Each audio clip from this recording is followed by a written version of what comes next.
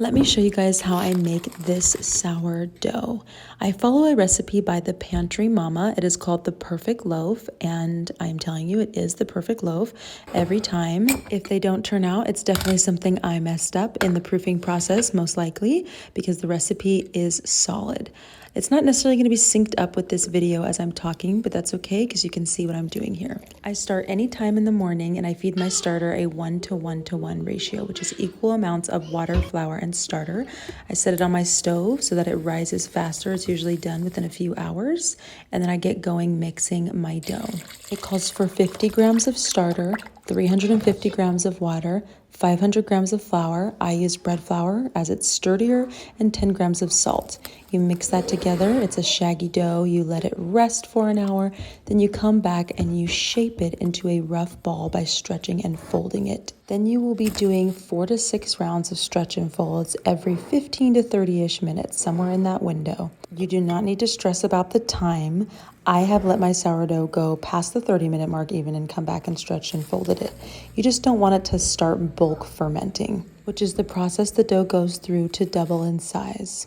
Sourdough can actually be more forgiving than some people lead you on to think, so don't be so hard on yourself if you don't get everything just perfect. Mine has turned out fine, even with some mess ups. After the stretch and folds, you will then let your bread bulk ferment, letting it double in size. This process can take anywhere from 4 to 12 hours, depending on the humidity and temperature of your house.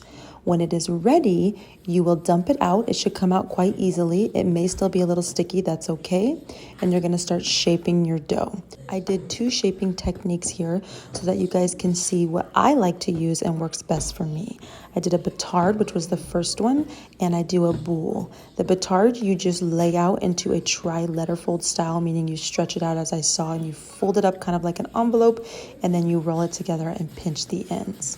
For the boule, you stretch it out as well, but then you pull in all the sides to the center, and then I kind of just round it and tuck it into itself, into a ball, and then I push and pull it to bring tension to the dough. As you can see, I did there a couple times.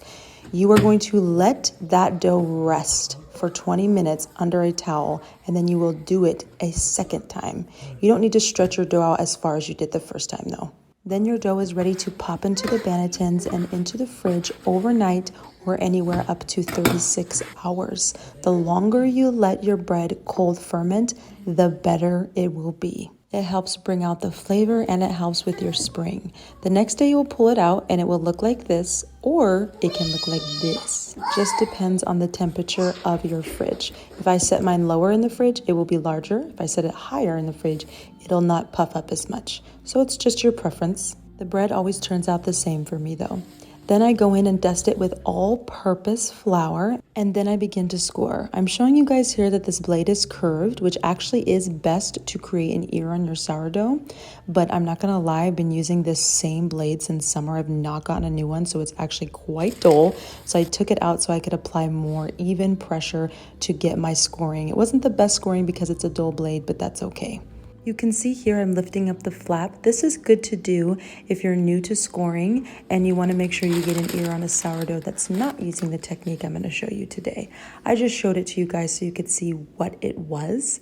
But in this technique that I show you, you'll put your bread in the oven at 450. For the batard, you're going to want to take it out at the 5 to 7 minute mark and go in and score it again right underneath the lip. You don't have to do anything to the boule.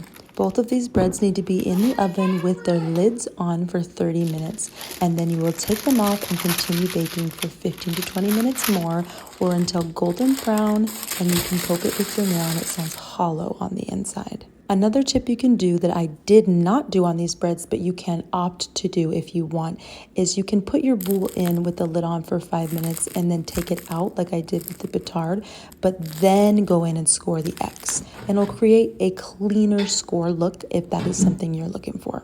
And if you guys are wondering if you have to do all these steps, no, you do not. There are other shorter recipes out there that you can use. This is just one of my favorites. That's all I have for you guys today. Thanks for tuning in and enjoy your bread.